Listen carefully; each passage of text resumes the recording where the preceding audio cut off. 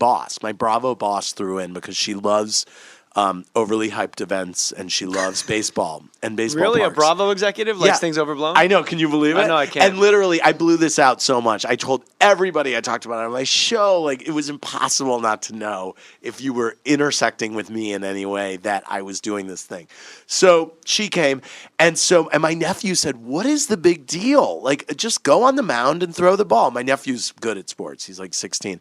And my boss said, "Oh, Andy's having a really bad flashback to being a closeted kid in Little League who lost the ball game for his team all the time." I'm like, well, I actually was not having that flashback, but thank you for putting it top of mind at the worst possible time.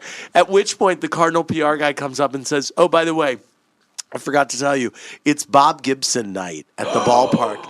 After you throw your pitch, Bob Gibson's coming out, and he's going to throw a pitch." How many people were throwing at the first pitch this exactly. night? No, the Little League were.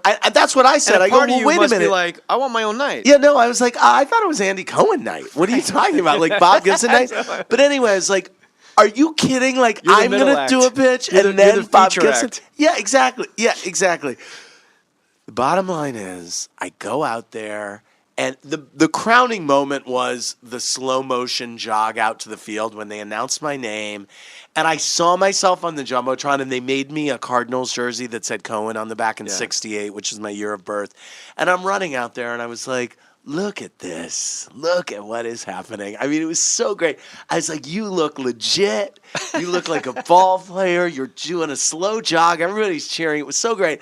I get on top of the mound, and I'm standing there, and there's this big, hot gingy named Joe Mather. Everybody knows I love a ginge.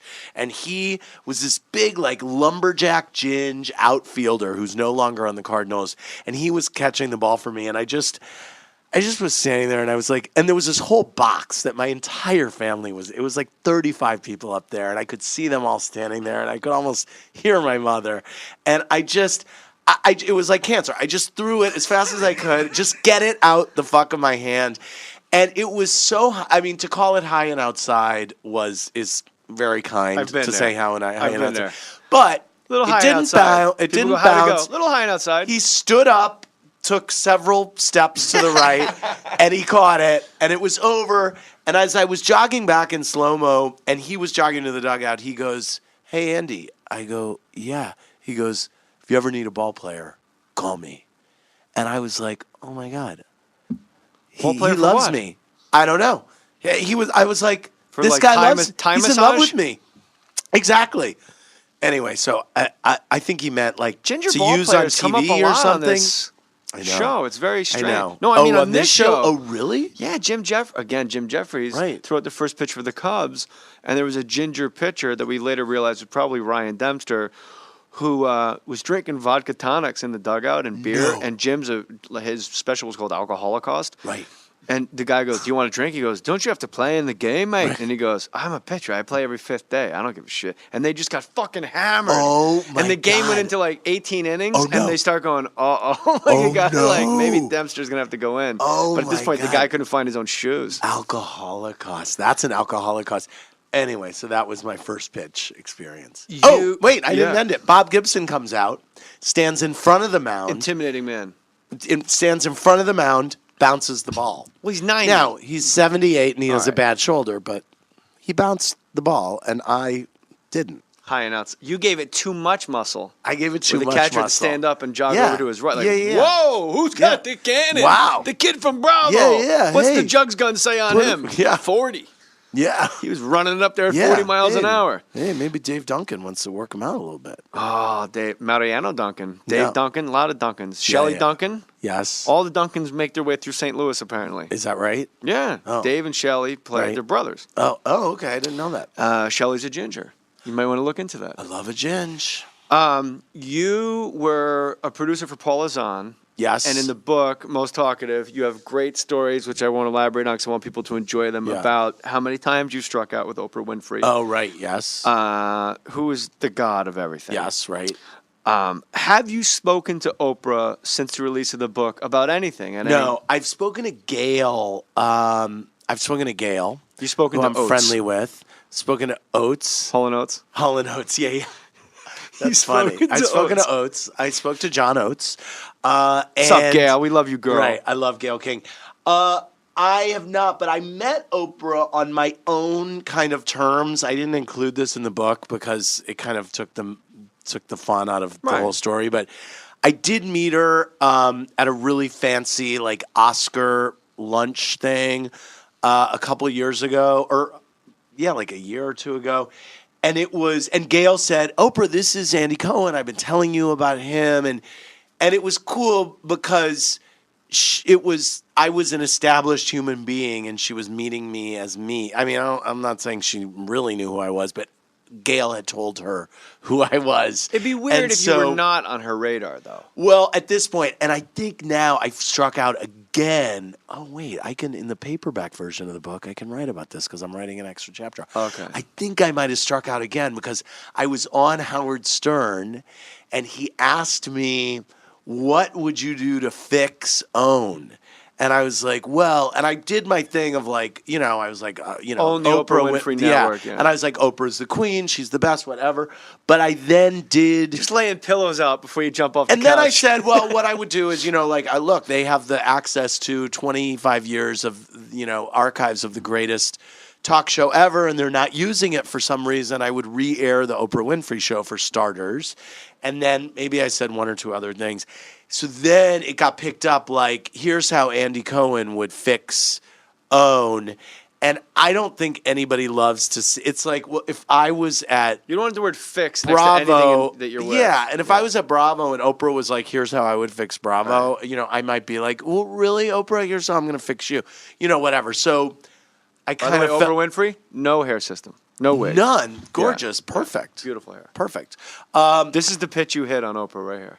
Yeah. So anyway, I think I may have fucked up again on Howard Stern relating to Oprah. But you got to meet her at that Oscar lunch. Yes. And she was really Oprah. cool. And she was, and I said to her, I got to tell you something. You did something on Twitter last night. You screwed something up on Twitter last night. And she said, no, I didn't. What are you talking about? And because she was on the West Coast and they had some competition show on OWN, and she revealed the results while she was watching, and she was like, oh my God, this is why this person won, whatever, and she was live tweeting it for the East Coast. And I said, I've made this mistake so many times, and we always do this with Top Chef, and you just have to be careful because your network is being fed out to other. It was right when OWN at the beginning. I go, I don't think the West Coast had seen your show. So she was on the East Coast. She was on the West Coast. I said, what were you She goes, no, that's not possible. I watched it on the West Coast. I said, were you watching it on DirecTV? She said, yes. I was watching the and East I Coast said, feed. You were watching the East Coast feed. Right. She was like, oh my God, you're right. I said, I have learned that lesson the hard way every time. And it was actually cool because I wasn't saying it to be like a bossy bottom. I was saying it to be like, You were telling Oprah how to fix Oprah. No, I wasn't. So strike no, 5. I wasn't. I was telling her Twitter. Yeah, right. I was telling her Twitter, and she was like, "Oh my God, Twitter's very powerful." No, but here's the thing. Here's a learn. If I ever write a book about how to talk to anybody, following up on the Barbara Walters book, because I think there is an art to talking to people, especially if you meet Oprah Winfrey. What you don't want to do is just jump inside her ass and start kissing it for 2 hours, because that's what you want to speak to her like a. And so I love her. I just wanted to say, look, I'm following you on Twitter, and I think this happened last night. That's all. I think the first 3 meetings you had with her, you would not have had the fortitude to take that stance, right? No, you were pretty geeked out. I was so geeked out. There's so many great stories in your book. Andy Cohen, at Bravo Andy. Most Talkative is the book. Go to jmohr.com, hit the Amazon link, and you can buy it for your friends. You're going to love it. It's like great showbiz stories, all the housewives stories. Andy does dish. He does give it out. He gets tricked into taking his clothes off in front of the New York Public Library before a haircut. Like, so naive. I know. Andy, I think it'd be great if for this haircut photo you removed all your clothes and rubbed your bottom against the lion's mane. You're like, yeah, well, sounds good to me. For art. Why wouldn't you? I did it. There's also very serious points in the book. I mean, the Eddie Murphy concert to me really was touching and made me feel so sad. I just wanted to hug you. Oh. And then the thing about you were in Oprah's audience. I believe Paula Zahn was there with you. No, I was there alone in Oprah's audience. I was trying to kind of make good with her people because I had fucked up a couple of times. You tricked Oprah on the into day, a bullshit interview. Right? Yeah, that was bad. And I was there and I got beeped. It was the day of Age of the Beepers. And it was a beep saying, look, this horrible thing just happened in Oklahoma City. You need to go there. It was CBS News beeping me. I worked for CBS News for 10 years, which was how my career gelled in so many ways and how what I learned at CBS News has come into play in so much of what I'm doing at Bravo, both in front of and behind the camera. But that day I got beeped and sent to Oklahoma City. And I, who was in, like, I felt like I was, in Oprah's womb, and I was so happy to be there. You were in Harpo. Right. I was Studios, in Harpo, and yeah. I did not want to leave. Excuse me. And so I was saying to this guy who beat me, I was like, this doesn't sound like a story to me in Oklahoma. Like, what's happening? I really did not want to go. I didn't get it. And then he explained it to me, and then I got on the next plane. And so I think you're talking about that.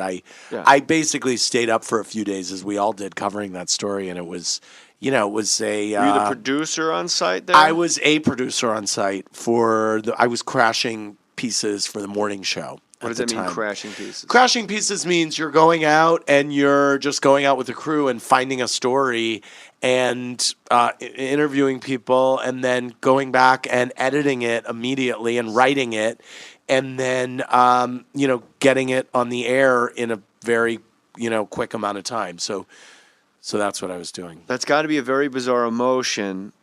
To be doing your job efficiently, you have to somehow find a story in this tragedy that's more interesting than everyone else's story. Do that, which actually isn't hard because it's all so sad and shocking and there's so much going on. But a part of you probably goes, yes, found something super disgusting and terrible. That's the thing that is so, I found myself disengaging emotionally, which you have to do because you're like, oh my God, okay, this guy, we got to cut this interview. We're not getting anything. We got to get, you're there to work. You're there to work. And in order to work, you just have to cut yourself off and do your thing. And so it's I remember Oklahoma City specifically, I remember I was there, I wasn't awake for 72 hours straight, but I was, it's this thing. You might as well have been. I might as well have been. It's this thing where you get 3 hours of sleep and then you go back But the trauma and everything, it's not really. And it's all around you, but you're dealing on just energy and junk food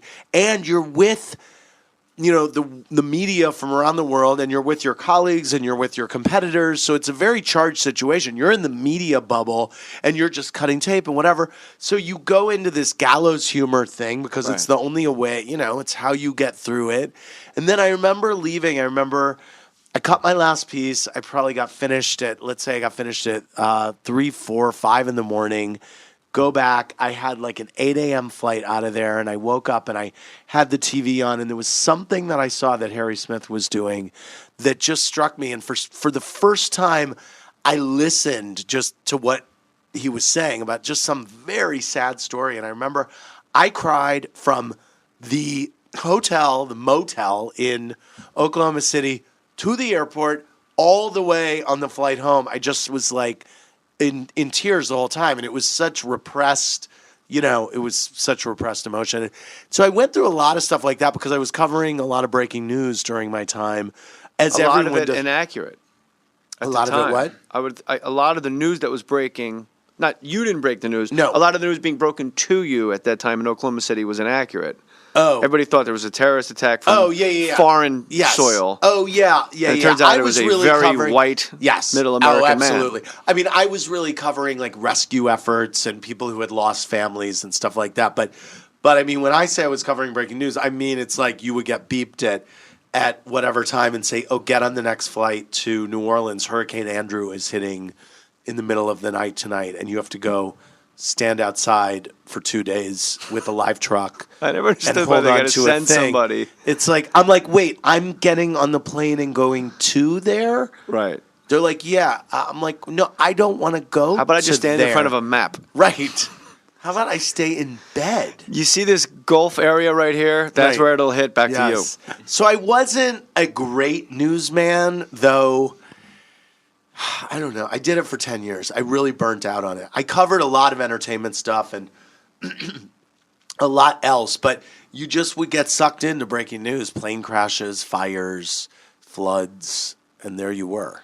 So this must be a gig, this gig, the Watch What Happens Live gig, must be manna sent from heaven because of all that seriousness and all that trying and doing. Yeah. Now suddenly you're Dean Martin. This is who You're I am. the host of the cocktail